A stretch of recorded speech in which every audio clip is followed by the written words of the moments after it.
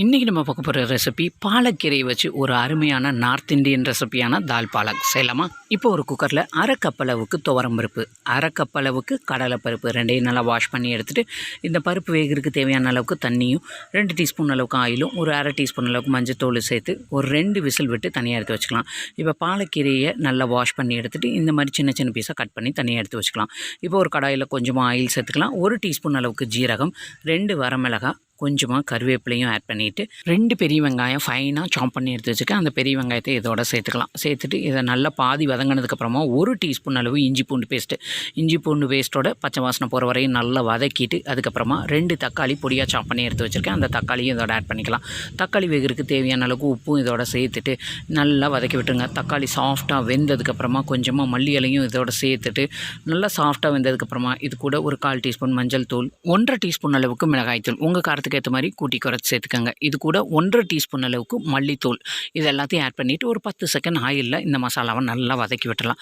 வதங்கினதுக்கப்புறமா நம்ம கட் பண்ணி எடுத்து வச்சுருக்க பாலக்கீரை இருக்கு இல்லையா, அந்த பாலக்கீரையை நம்ம இது கூட சேர்த்துக்கலாம். பாலக்கீரை பாருங்கள், இந்த மாதிரி நான் ரொம்ப சின்ன சின்ன பீஸாக கட் பண்ணி எடுத்து வச்சுருக்கேன். இந்த பாலக்கீரையும் நம்ம இதோட ஆட் பண்ணிவிட்டு இந்த மசாலாவை நல்லா கலந்து கொடுங்க.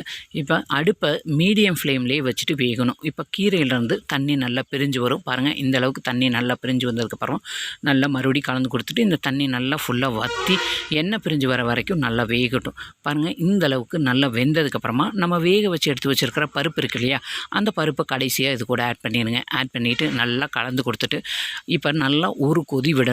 கொதி வந்ததுக்கப்புறமா ஸ்டவ்வை லோ ஃப்ளேமில் வச்சுட்டு 8 to 10 நிமிஷம் லோ ஃப்ளேம்லேயே நல்லா வெந்து வந்ததுன்னா இந்த அளவுக்கு நல்ல எண்ணெய் பிரிஞ்சு வந்துடும். கடைசியாக ஒரு 2 டீஸ்பூன் அளவுக்கு நெய் விட்டுட்டு ஒரு 2 டீஸ்பூன் அளவுக்கு மட்டும் லெமன் ஜூஸ் கடைசியாக பிழிஞ்சு விட்டுட்டு ஒரு மிக்ஸ் பண்ணிவிட்டு ஸ்டவ்வை ஆஃப் பண்ணிடுங்க.